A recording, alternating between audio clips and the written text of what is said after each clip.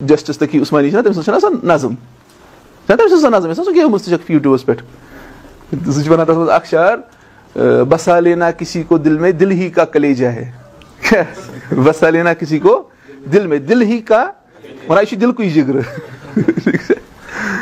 پہاڑوں کو تو بس آتا ہے جل کر تور ہو جانا پہاڑن صرف تگان کیا دز تور گھن لیکن یہ دل کو جگر کہ سہ کیا یہ خطرناک شاعری اتھ کا مطلب کیا مطلب. اصل میں جو یہ بات اس وقت مجھے کرنی ہے وہ ایک خاص تناظر میں ہے. اس کی وجہ یہ ہے کہ حضرت مفتی تقی عثمانی صاحب دامت ظلہ العالی جو اگر میں یوں کہوں اس دور کے محقق محدث مدقق جو بھی کچھ کہا جائے شاید سب بجا ہوگا بلکہ بجا ہی ہے. ٹھیک. انہوں نے اپنی ایک نظم پڑھی ہے اس میں انہوں نے ایک شعر بتایا ہے کیا بسا لینا کسی کو دل میں دل ہی کا کلیجہ ہے پہاڑوں کو تو بس آتا ہے جل کر تور ہو جانا. اس کے جب ہم ظاہری معنی دیکھیں گے تو سمپل ہے. دل میں بسانا دل والوں کا کام ہے. دل میں بسانا دل والوں کا کام ہے. پہاڑوں کو کچھ نہیں آتا ہے. پہاڑوں کو بس اتنا آتا ہے کہ جل کر وہ تور ہو جاتے ہیں. اب یہ تور بھی پہاڑی کا نام ہے. ہونا چاہیے تھا جل کر راکھ ہو جانا. پہاڑوں کو کچھ نہیں آتا ہے. پہاڑوں کو کیا آتا ہے جل کر کیا ہوتا ہے راکھ. ہاں شہری دنیا میں ہر ایک کو دوسرے پر اعتراض کرنے کا شہری تنقید جس کو کہتے ہیں حق ہوتا ہے مگر اس کو آج کی دنیا میں کہتے ہیں انڈر دی پیٹرن اور کرائٹیریا آف پروٹوکول. جو پروٹوکول ہوتا ہے نا رائٹ ہوتا ہے حق ہے ہر ایک کو لیکن پروٹوکول کے اندر. ٹھیک. اس کی مثال میں یوں دیتا ہوں کہ کسی حکومت نے اپوزیشن کے ہوتے ہوئے کوئی ضابطہ بنایا کوئی قاعدہ بنایا اس کے بعد وہ اس کو انڈر پروسیس رکھتے ہیں اس کو وہ فائنلائز نہیں کرتے ہیں تب تک جب تک دیکھ رہے ہیں کوئی اس کے خلاف نہ اٹھے کوئی اس کی مخالفت میں نہ آ جائے. ٹھیک ہے. اب مخالفت میں آنے والا آئے اور وہ آفس میں پہنچے ڈپٹی کمشنر صاحب کے پاس. ٹھیک. ڈی سی صاحب کے پاس اور جس پر وہ ایجنڈا لکھا ہو ٹھیک جس پر وہ ضابطہ اس کو یوں کاٹے. اس کو کہیں گے احمقانہ عمل. اس کو کیا کہیں گے یہ احمق والا عمل ہے. اس کو کہیں گے جناب آپ کو تو حق ہے اعتراض کا مگر آپ اعتراض کو پہلے دیکھ لو اعتراض کیا کر رہے ہو اور اعتراض کو اعتراض کی طرح کر لو. آپ اس طرح نہ اعتراض کر لو کہ آپ اس کو کاٹو گے. ٹھیک. بلکہ آپ اعتراض کر لو تقریری طور اپنی ویوز پیش کر لو کہو جناب مجھے ہمیں یہ ایجنڈا قبول نہیں ہے. ٹھیک. سمپل سی بات ہے. دنیا میں کسی بھی شعبے میں کسی بھی فن میں ہر ایک کو ایک رائٹ ہوتا ہے جو اس کا ماہر ہوتا ہے اس کو رائٹ ایک ہے حق ہوتا ہے. کیا رائٹ اس کو ہے کہ مثلا کوئی نثر لکھے ادب کوئی ادبی پارہ لکھے کوئی افسانہ لکھتا ہے داستان لکھتا ہے. اب یہ اردو کی دنیا آ گئی اس لیے کہ مفتی تقی صاحب عثمانی دامت برکاتہم العالیہ نے جو یہ شعر لکھا ہے اردو زبان میں ہے اسی لیے اردو بولنا ہے ادروائز ہمارا تو یہ کام نہیں ہے. بہرحال میں اس کو چھوٹا منہ بڑی بات کہہ رہا ہوں کیا کہ اعتراض کرنے کا حق ہے جو جس شعبے کا ہے. ایک ڈاکٹر صاحب نے کوئی پوائنٹ پیش کیا ویو نظریہ جس کو کہتے ہیں تو دوسرے ڈاکٹر صاحب کو اعتراض کرنے کا حق ہے مگر اعتراض ہو وہ خامخواہ کا اعتراض نہ ہو بلائنڈ اعتراض. اچھا انجینئر صاحب نے کوئی ضابطہ دیا دوسرے انجینئر صاحب کو اعتراض کرنے کا حق ہے. کسی ماسٹر جی نے کوئی ضابطہ بتایا دوسرے ماسٹر صاحب کو اعتراض. لیکن اردو پڑھانے والا ماسٹر جی एतराज करने निकल रहा है मैथ पढ़ाने वाले को, तो उसको कहेंगे जनाब आप होश में हो, होश के नाखून संभाल लो। क्यों? आप उर्दू जानते हो, आप मैथमेटिक्स के माहिर नहीं हो, इसमें महारत होनी चाहिए। ठीक हमारे यहां आज यहां चला है क्या, हर एक बेजा एतराज करता है और उसको हम समझते हैं ये तासुब ही है। ये एतराज नहीं है बल्कि क्या है, ये तासुब है। जो ही हजरत जी तासुब का चश्मा नीचे उतारेंगे तो उसको खुद ब खुद समझ में आएगा मैं पैसे ने एतराज करूं। क्यों? अशआर की दुनिया में कायदा होता है, हर एक जुबान को अपना कायदा है। जिस तरह उर्दू जुबान में नसर है, इसी तरह उर्दू जुबान में नज़म है। नज़म और नसर दोनों के अपने कवायद है। चूंकि खैर उर्दू जुबान आ गई, वरना अरबी में भी है ये, फारसी में भी है, हर जुबान में है ये। खैर उर्दू जुबान में जो ये चल रहा है, उर्दू जुबान में भी मुख्तलिफ सनअतों के तहत बोला जाता है। शेर बोलने से पहले शेरी कवायद होते हैं। वो कवायद क्या होते हैं? मसलन उसको कुछ सनअतें मालूम होनी चाहिए। सनअत बमाना यहां फिक्र, मिजाज, वो मालूम होना चाहिए। वो कौन सा तरीका इख्तियार करता है। मिसाल के तौर पर शायर एक शेर में लिखेगा, वो फिर समझ में आएगी बात। शायर एक शेर में लिखेगा क्या? शायर लिखते हैं दहन पर हैं उनके गुमा कैसे कैसे, दहन पर हैं उनके गुमा कैसे कैसे, कलाम आते हैं दरमियां कैसे कैसे। लफ्ज कैसे कैसे से ये जो दो कैसे कैसे इस्तेमाल हुए ना, इसको शेरी दुनिया में सनअत तकरार कहते हैं। क्या कहते हैं? हाँ, सनअत तकरार। वही पता सुन अदकर एतराज, सनअत तकरार इसको कहते हैं। मतलब एक रेपिटेशन, दोबारा लाना, एक लफ्ज को दोबारा लाना, रिपीट करना, उसी को रेपिटेशन, दोबारा लाना किसी लफ्ज को। अब लफ्ज कैसे और कैसे एक शेर में 2 मरतबा आया, इसको कहेगा शायर ये है सनअत तकरार। क्या है? सनअत तकरार।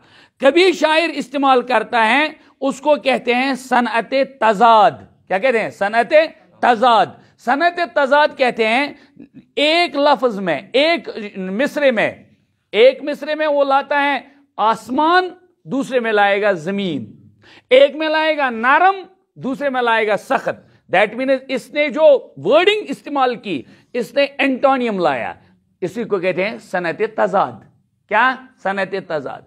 अब हजरत मुफ्ती साहब दामद बरकातुहुमुल आलिया ने क्या इसमें इस्तेमाल किया है? इस शेर को कहते हैं हम, इसको कहते हैं सनअत तलमीह। क्या कहते हैं?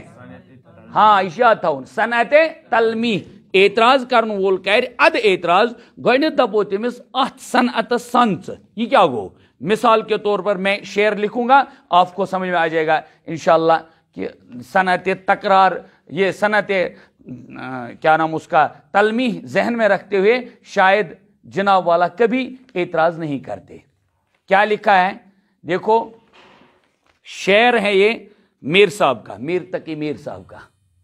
अब अगर मुफ्ती तकी उस्मानी साहब शायर नहीं, शेरी उसूल नहीं मालूम है, बिल फर्ज वल माल मानते हैं, आपकी डॉक्टरी को जहन में रखते हुए मैं मानता हूं, आपका चैलेंज कबूल नहीं वो जानने वाले हैं, लेकिन आप जनाब वाला मीर तकी मीर साहब को तो कोई एतराज नहीं करेगा। उसको तो सब इस हुनर का मालिक मानते हैं, इमाम मानते हैं। चनाच वो लिखते हैं आतिश बुलंद दिल की न थी, आतिश बुलंद दिल की न थी, वरना ए कलीम यक शोला बर के खरमन सद कोहे तूर था। तो अब कोही तूर आ गया। लफ्ज कोही तूर को इस्तेमाल किया है शायर ने, इसी को कहते हैं सनअत तलमीह। क्या कहते हैं? सनअत। हजरत मूसा अलैहिस्सलाम का जो लक़ब था वो था कलीमुल्लाह। कलीमुल्लाह के बारे में एक वाक़या बयान करना है जो कोही तूर पर पेश आया। कोही तूर को हुआ क्या कि जब अल्लाह ताला की नूर की परतव वहां पड़े, जो नूर वहां पड़ा तो जलकर वो राख हो गया। इसका मतलब जलकर राख हो जाना इशारा है کہ कोही तूर को एक अंदाजे में, एक लम्हे में, एक दमक में खत्म कर दिया। बस यही है।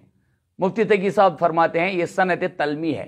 तो डॉक्टर साहब को मैं गुजारिश करूंगा, जनाब आप शायरी दुनिया में पहले कदम रख लीजिए, फिर किसी शायर के पास अगर नहीं मालूम होगा तो जरूर किसी उर्दू दान के पास, उर्दू पढ़ने वाले के पास जरूर आप जाइएगा।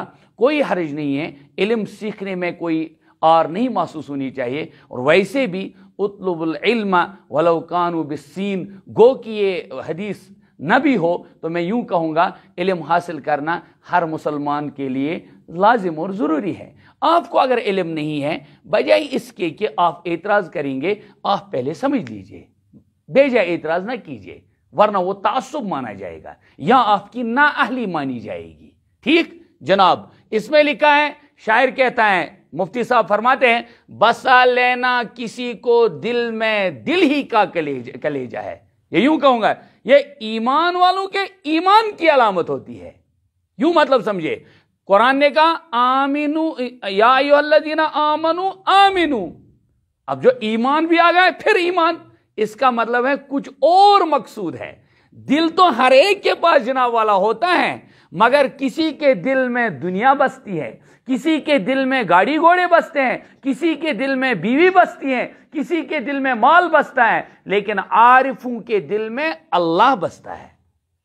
यही शायर फरमाते हैं, इशारा देते हैं, क्या बसा लेना किसी को दिल में दिल ही का कलेजा है। जिगर आसुन, ये नार चालनु गैस क्या गैस आसुन, जिगर गैस आसुन।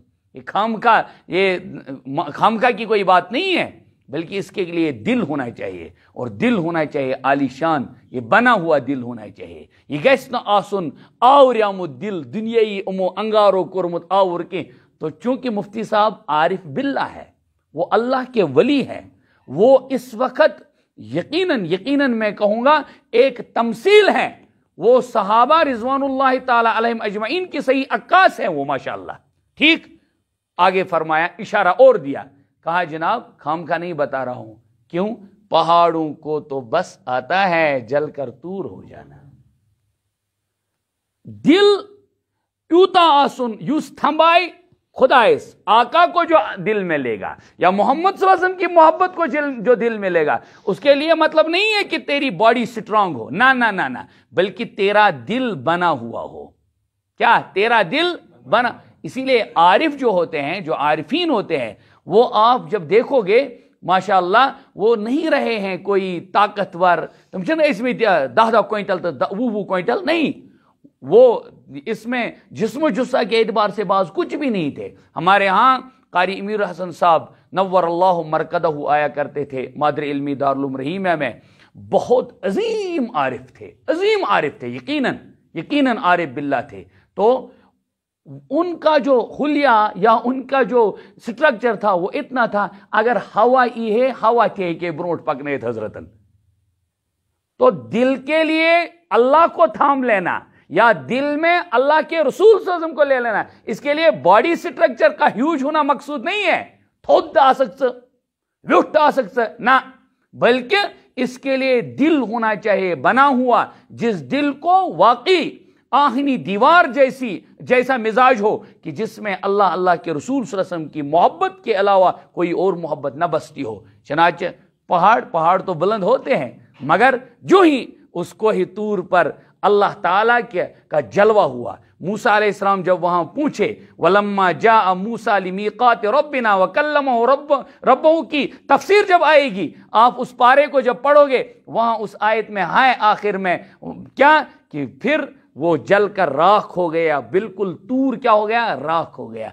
तो हजरत फरमा रहे हैं पहाड़ों को तो कुछ नहीं आता है, यानी बुलंदियां मकसूद नहीं है, बड़ापन मकसूद नहीं है, बल्कि दिल होना चाहिए बना हुआ। क्योंकि अहलुल्लाह का जो दिल होता है, अहलुल्लाह के जो कुलूब होते हैं वो बने हुए होते हैं, उसमें अल्लाह के रसूल सल्लल्लाहु अलैहि वसल्लम की मोहब्बत वो थम जाती है और रह जाती है, बसती है, क्योंकि उन्होंने अपने दिल को उसी के लिए वक्फ किया होता है, वरना उसके लिए चट्टान जैसा होना मकसूद नहीं है। क्योंकि पहाड़ یہ بیچارہ کوہ طور جو ہی اللہ تعالیٰ کی اس میں اللہ تعالیٰ کا جلوہ ہوا حضرت موسیٰ علیہ السلام کے طفیل، تو نتیجہ طور جل کر راکھ ہو گیا۔ اب اس کو کون سی صنعت کہیں گے؟ صنعت تلمیح۔ کیا صنعت تلمیح چھوانا؟ معمولی سلائڈ ایج لگانا، اشارہ دے دینا، معمولی سا پھرکی والا اشارہ۔